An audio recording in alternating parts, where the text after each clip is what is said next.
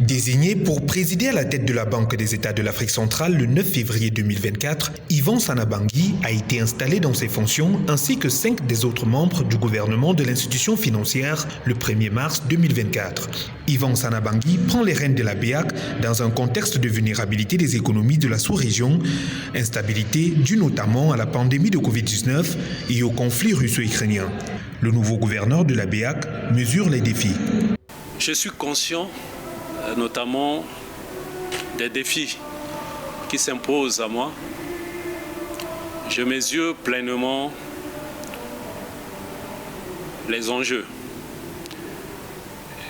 C'est pour cela que je m'engage à travailler en toute intégrité, en toute transparence, professionnalisme et engouement.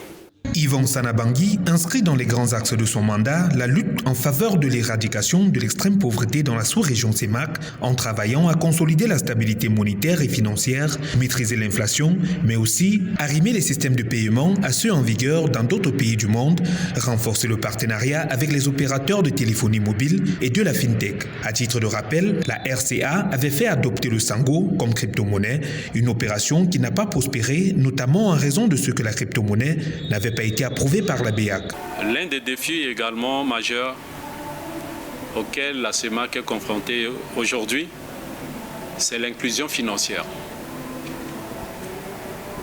Nous allons moderniser notre système et moyens de paiement en y intégrant toutes les innovations financières que certains pays dans le monde l'ont déjà implémenté et expérimenté. Nous devons travailler en vue de consolider la stabilité monétaire et financière,